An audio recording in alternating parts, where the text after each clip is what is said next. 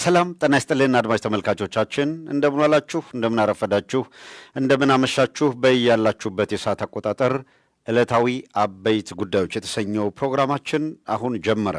እስከ ፕሮግራማችን ፍጻሜ ድረስ ከኛ ጋር እንድትቆዩ በአክብሮት ጋበዝናችሁ። አብራችሁን ስትቆዩ ውይይት የምናደርግበት ርዕሰ ጉዳይ በእጃችን የገባው የሰነድ ማስረጃና በቁጥጥር ስር የዋሉት ባለስልጣናት የኦህዴድ ዝግ ስብሰባ የአማራና የትግራይ ኃይሎች አሰላለፍና የክረምቱ ጭንቅ ምስጢር እነዚህ ሰፋ ያሉ ርዕሰ ጉዳዮች ናቸው ለዛሬ መወያያ አድርገን የመረጥነው።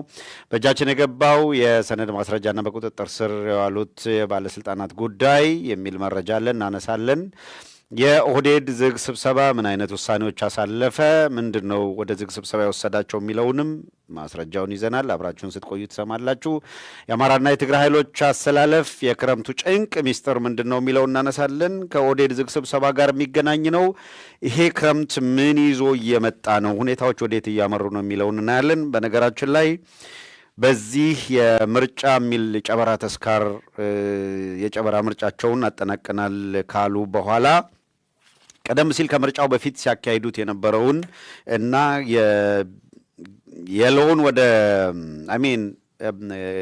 የሎውን ወደ ግሪን እንወስዳለን፣ ግሪኑን እናስጠብቃለን፣ ቀዩን ወደ የሎ ወይም ወደ ቢጫ እንወስዳለን የሚል አንድ መፈክር ነበራቸው። እንደምታውቁት ቀይ ዞን ብለው የለዩት በአማራ ክልል በፋኖ ቁጥጥር ስር የዋለ ቀጠና በሚል ነበረ። በዚህም የፌዴራል ፖሊስ ሰነድ ከውስጥ መረጃ አውጥተን ሙሉ ሰነዱን ከ100 ምናምን ገጽ በላይ እንግዲህ እንደምታውቁት አምጥተን አሳይተናል። በዛ መስረጃ መሰረት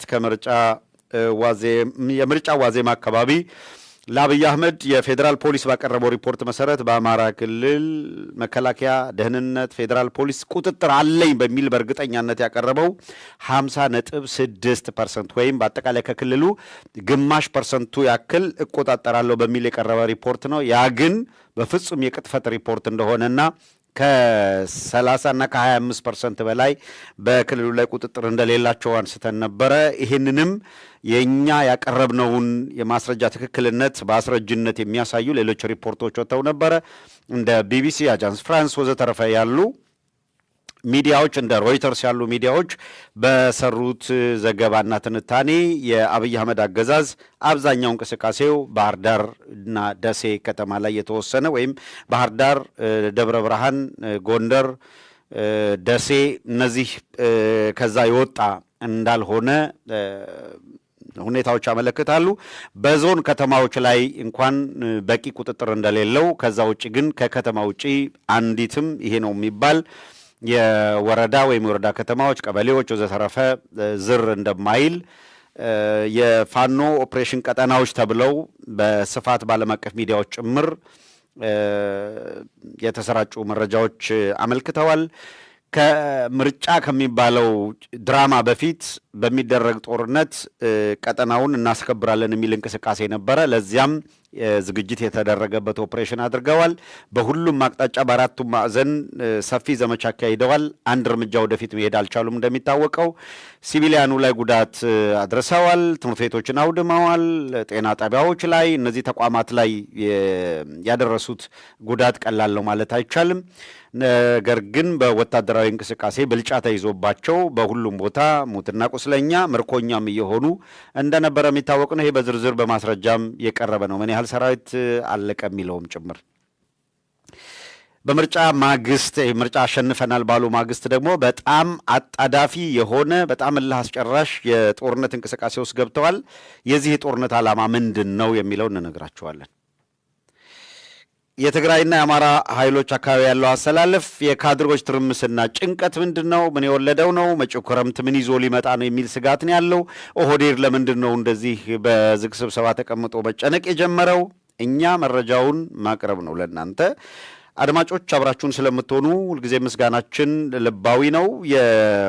ወደ ቻናላችን የገባችሁ እንግዲህ በቀዳሚ ሁላችሁም ከገባችሁ እኛም ሰላምታ ካቀረብን በኋላ የምናደርገው በተለመደው መሰረት ማን ከየት እንደገባ መጠየቅ ነው። ከዛ በኋላ ወደ ማስረጃው ዝርዝር ጉዳዮች እንገባለን። በዚሁ አጋጣሚ ዛሬ በርከት ያለ ማስረጃ ነው ያለው። በተቻለ መጠን ሰብሰብ አድርገን ዋና ዋና ጉዳይ ላይ ለማተኮር እንሞክራለን። በትላንትናው ፕሮግራማችን ነካ ካደረግናቸው መካከል ዛሬም እንደዚሁ አሳስበናቸው እናልፋለን። ሁለት መሰረታዊ አጀንዳዎች፣ አንዱ በአዋሳ እየተደረገ ያለው እንቅስቃሴ፣ ሁለተኛው በአዲስ አበባ ያለው የፕሮስፐሪቲ ጎስፕል የነ አብይ በአዋጅ ያልተነገረ ግን የመንግስት ሃይማኖት ብለው የሚያንቀሳቅሱት አካል የገባበት ቅጥፈትና በፓስተርና በነብይ ስም የሚንቀሳቀሱ አካላት በአዲስ አበባ የናዳነች ውሳኔን ተከትሎ እያደረጉት ያለው እንቅስቃሴ ምንድን ነው? እነሱን በይፋ በትላንት ፕሮግራም የተከታተላችሁ ምንም በማያሻማ መንገድ ተጋልጠዋል። ነገር ግን ዛሬም ጨመር አድርገን ሌላ ተጨማሪ ሰነድ አክለን መተናል። እነዛም በሰነድ አስደግፈን እናሳያቸዋለን። ምን አይነት ውንብድና ምን አይነት ቅጥፈት እየሰሩ እንደሆነና ከዚህ ከኮሊደር ልማት ከሚባል እንቅስቃሴ ጋር የተያዘው ዋና ቁልፍ ጉዳይ ቀደም ሲል ከነገርናችሁ የተለየ እንዳልሆነ የሚያደርጉት እንቅስቃሴ ብዙ ይነግረናል። በዚሁ አጋጣሚ የዛሬ ፕሮግራማችን አድማጮች ዘግየት ብለን ነው የገባ ነው። ለዚህ ይቅርታ እንጠይቃለን። ቀደም ያላችሁት ያው ታሳቢ አይሆንም። ከየት መጣችሁ ማን ከየት ገባ የሚለው አሁን ነው የሚጀምረው። አሁን ጀመርን። ከአክሱም ካለው በቀጥሎ ነው የሚመጣው ማለት ነው። ቀጥሎ የሚመጣው ነው። ኦኬ ፕሊዝ እና የተባለው እሺ፣ ተመልሶ አክሱም ቀዳሚ ሆኗል።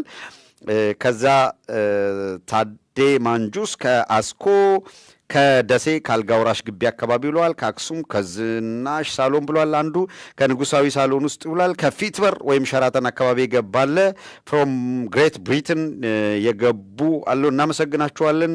ከወልቂጤ ገብተዋል። ከፓስተር ገብተዋል። አሁንስ መቼ ቆመ? ጭፍጨፋው እኮ እንደቀጠለ ነው። አዎ፣ ግን ያው ጸሎት ማድረግና ምዕመናኑንም ለማስተባበር ነው። የሚተላለፉ መልእክቶች ስላለ ኢንጌጅ እንድታደርጉ ነው። መልእክቶች ስላሉ በሊቀ ጳጳሱ የሚተላለፍ ማለት ነው።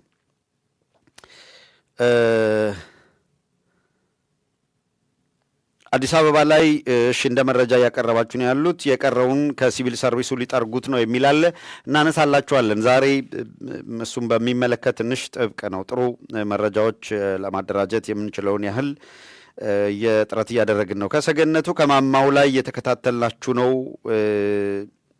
ቤተሰቦች በቅንነት ላይክ እያደረጋችሁ ብሏል አድሚናችን ዘሌ። ሁላችሁም እንደዛው በተመሳሳይ ትብብር አድርጉ። ከስዊድን፣ ከላስ ቬጋስ፣ ከኦቶዋ፣ ከተፈሪ መኮንን እናመሰግናለን።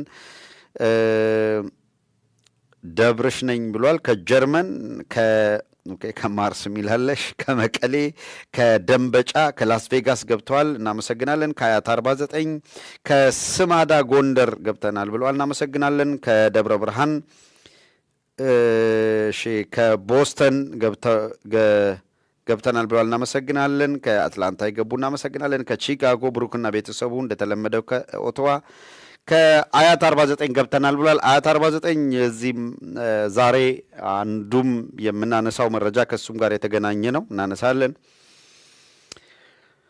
እሺ ዊሊሊ ከጎርጎሪዮስ ይላል። ከአዲስ አበባ የእናንተው ነኝ ይላል። ከመቀሌ ገብተናል ብለዋል። ከአስመራ ገጀራት አካባቢ ገብተናል ብለዋል። እንኳን ደህና ቆያችሁ እናንተ፣ እንኳን ደህና መጣችሁ ላላችሁት ከቶሮንቶ፣ ከሽሮ ሜዳ፣ ከሳሪስ 58፣ ከላስ ቬጋስ አንተነ አስራት፣ ከአየር ጤና ከዳላስ ቴክሳስ ገብተዋል።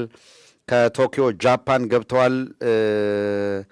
ከመከረኛዋ ከተማ ከአድዋ ገብተናል ብለዋል። እሺ እናመሰግናለን በጣም። የአድዋ አሁን መከራ ይግጠማት እንጂ የኢትዮጵያ ብቻ ሳይሆን የጥቁር ሕዝብ ድል የተመዘገበባት ናት። ወደዛ ከፍታዋ መመለስ ያስፈልጋል። ከሳውዲ መዲና፣ ከመካነ ሰላም፣ ከመሿለኪያ፣ ከአዲስ አበባ ከየአካባቢው እየገባችሁ ላላችሁ እጅግ በጣም ከልብ እናመሰግናለን። ሁላችሁም አሁን ገብታችሁ የተከታተላችሁ ያላችሁ፣ በኮሜንትም የተረባረባችሁ ያላችሁ፣ ግን ላይክ ያደረጋችሁት ከገባችሁት ውስጥ 1/3 ምናምን ቢሆን ነው። የእውነት ግማሽ አልደረሳችሁም እና አንዲት የቤት ስራ ላይክ መጫንን ኃላፊነት መውሰድ በጣም ቀላሉን ስራ ነው። ኃላፊነት ነው የጠየቅናችሁ። ሶ ሂት ምንድን ነው ላይክ በተን ላይክ የምትለዋን ክሊክ አድርጓት። ከዛ ሼር ብላችሁ የቀጥታ ስርጭት ጀምሯል ብላችሁ በፌስቡክ ገጻችሁ፣ በኤክስ ገጻችሁ ወይም ትዊተር ላይ መለጠፋችሁን እርግጠኛ ሁኑ። ዋትሳፕ ላይ፣ ቴሌግራም ላይ፣ መሴንጀር ላይ ያላካችሁት ለምታውቋቸው ጭምር ይህንን ሊንክ ፈጠን አድርጋችሁ ላኩላቸው። በረንብን ለምትከታተሉንም በጣም እናመሰግናለን። አድሚኖቻችን በየመሃሉ የቴሌግራም ቻናላችንን አስቀምጡ። አድማጮች በማናቸውም ጊዜ ወደ ቴሌግራም ቻናላችን ጎራ ስትሉ የምትፈልጉትን እዛ ላይ ታገኛላችሁ። መልእክቶቻችን በቪዲዮ የሰነድ ማስረጃዎቻችን እዛ እናስቀምጣለን። በየጊዜው የሊንክ ለውጥ ሲኖር እዛ ላይ ሊንክ እናስቀምጥላችኋለን። ስለዚህ ጥሩ የኮሚኒኬሽን መንገድ ይሆናል። ዋትሳፕ ላይ ያልተቀላቀላችሁን አሁን ቶሎ ቶሎ አዳዲስ አፕዴትድ መረጃዎችንም እዛም ስለምናጋራ እሱን ተቀላቀሉ። የቲክቶክ ገጽ አለን። እዚያም ላይ በየጊዜው ከአጠቃላይ ከቀኑ ውይይት ወሳኝ እና ቁልፍ የሚባሉ ፖይንቶች ተለይተው በቲክቶክ አካውንትም ላይ ይጫናሉ። በሁሉም መስክ የምትችሉ አካላት ተሳትፏችሁ ይጠናከር የሚለውን ደግመን ነግራችኋለን። በጣም እናመሰግናለን። አሁን ላይክ በማድረግ የተረባረባችሁ እያያችሁት ነው። ቁጥሩ ላይክ የምታደርጉት ሲጨምር ስለሚታይ ማለት ነው። እንግዲህ እንዳልናችሁ ትንሽ በርከት ስለሚሉ የዕለት መረጃዎቹ ወደ እነሱ እንለፍና ዝርዝር ነገሮችን ለማንሳት እንሞክር። መጀመሪያ የዕለት መረጃዎች ከምንላቸው እንጀምራለን። የኢትዮጵያ፣ የኤርትራ፣ ሱዳንና የሶማሊያ ዜጎች ደግሞ አለው። የኢትዮጵያ፣ የኤርትራ፣ የሱዳንና የሶማሊያ ዜጎች ወደ ቀጠናዬ ወይም ወደ አገሬ እንዳይገቡ ከልክያለሁ ስትል ምስራቃዊ የሊቢያ ግዛት አስተዳደር መግለጫ አውጥቷል። በዚሁ መሰረት በኢትዮጵያውያን ዜጎች ሱዳን፣ ኤርትራና ሶማሊያ ወደ ምስራቅ ሊቢያ ግዛት እንዳይገቡ ማስጠንቀቂያ ሰጥቻለሁ በሚል ክልከላ አድርገዋል። ለዚህ ደግሞ እንደ ምክንያት የወሰዱት ወደ አውሮፓ ጉዞ ለማድረግ እንደ ዋነኛ መሸጋገሪያ ጥቅም ላይ እየዋለ ያለው ይሄ ቀጠና ነው በሚል ነው የቀረበው። በነገራችን ላይ ይሄ ማስጠንቀቂያ አሁን ካለው የጦርነት ስጋት ጋር ክሊርሊ ተያያዥነት እንዳለው ግልጽ ነው። የመጪው ክረምት በሚለው ርዕሰ ጉዳያችን ላይ እናነሳለን። በሁሉም መስክ ያሉ ዝግጅቶችና መጪው ሁኔታ ምን ያሳያሉ የሚለውን ስለምናነሳ በከፍተኛ ሁኔታ የጦርነት መቼም በጎ ነገር ይዞ አይመጣም። ጦርነት ከተጀመረ መፈናቀሎች ይኖራሉ፣ የስደተኛ ቁጥር ይጨምራል። ምዕራባውያኑን በከፍተኛ ሁኔታ ስጋት ውስጥ የሚከታቸው ይሄ ነው በዋነኛነት። ስለዚህ በሊቢያም ሆነ በየትኛውም መንገድ የመውጫ ቀጠናዎች እንዲዘጉ ለማድረግ በርካታ እንቅስቃሴዎች እየተደረጉ ነው። ዳትስ ዋይ ከዚህ ከትግራይ ባለፈው ሳምንት አንድ አስተያየት ስንሰጥ ነበረና ትግራይ ላይ ያሉ ወጣቶች ከትግራይ እንዲወጡ በፍልሰት እንዲወጡ ለማድረግ የአብይ አገዛዝ በተለያየ መልኩ በካድሮቹ በኩል ቅስቀሳ ያደርግ ነበረ። ወደ አዲስ አበባ የሄዱት እነ ጌታቸው ረዳ እንደፈለጉ ቮድካ ሲጠጡ በማሳየት እነ ጻድቃን ሪላክስ እያደረጉ ነው ብሎ በኮሪደር ልማት ላይ ተጓዙ የሚል ነገር በማሳየት የትግራይ ወጣት ትግራይን ለቆ ቢወጣ ልክ የተሻለ ነገር እንደሚያገኝ ለማስመሰል ሞክረዋል። ነገር ግን የለየለት ወደ ጦርነት ውስጥ ገና ሳይገባ እንኳን ከእያንዳንዱ መስሪያ ቤት መከላከያ ከሚባል ደህንነት ከሚባል ተቋም ሲቪል ሰርቪስ ላይ እያንዳንዱ ቦታ የትግራይ ተወላጅ የተባለ በሙሉ እስካሁን ተለቅሞ የተባረረው ተለቅሞ ተባረዋል። ተለቅሞ ያልተባረረው ሌኦፍ እንዲደረግ ወደ ስራ በተለይ የሚስጥራዊ ነገሮች አሉበት ተብሎ የሚጠበቅ ቦታዎች ላይ ሌኦፍ እንዲደረግ ማለት ደሞዝ እንኳን ተከፍሎት ይሁን ስራ እንዳይመጣ እንዲነገረው ተብሎ የተባሉ ናቸው። ከዛ ውጪ በየትኛውም ሰፈር የምትንቀሳቀስ የትግራይ ተወላጅ እስከሆንክ ድረስ ቀበሌ ላይ ሊስት ወጥቶ ይሄ ዲጂታል መታወቂያ ምናምን የምነግራችሁ ፋክት ነው። እያንዳንዱ እንቅስቃሴ በጥንቃቄ እንዲታይ ነው። አንድ የሆነች ነገር ሲፈጠር ከለቀሙ እልም ያለ የተዘጋጀ በረሃ አለ። መፈጠርህን የምጠላበት በረሃ ወስዶ ያስቀምጠዋል። 3 ወር ካሰለጠኑ እዛ በረሃ ከቀቀሉ በኋላ የጦርነት ማገዶ አድርገው ከፊት እያሰለፉ በነ ወዲያን ጥሩ አመራር ወደ ትግራይ እንድትተኩስ ለማድረግ ነው የሚመለምሉህ። ከዚያ ከዚህ ጦርነት አመለጥኩ ብለህ ተንደርድረህ ሄደህ እነ ሽመልስ አብዲሳ እጅ ላይ ትወድቃለህ። እነ ሽመልስ አብዲሳ ከነ ጻድቃን ጋር ባዘጋጁት የጦርነት ቀጠና ወስደው ከፊት ያሰልፉሃል። ከዚያም ከፊት የሚተኩሱት የራስ ወንድሞች ናቸው። አንተ ወደ እነሱ እንድትተኩስ ትታዘዛለህ። ትንሽ ሄዚቴት ካደረግ ትንሽ የሆነ ነገር ካሳየ ደግሞ የነ ወዲያን ጥሩ ጥይት ከኋላ ይቆልሃል። መከራው ሰፊ ነው። የትኛው የተሻለ ነው የሚለውን መምረጥ ራሱ የትግራይ ወጣቶች እዛው እሳቱ ላይ ያለው አካል ነው ራሱ የሚመርጠው። ነገር ግን ወደ የትኛውን ቦታ እንቅስቃሴ ከማድረጉ በፊት መረጃ እንዲደርሳቸው ማስረጃ እንዲደርሳቸው ማድረግ ግን ታሪካዊም ሞራላዊም ሃይማኖታዊም ኃላፊነት ነው።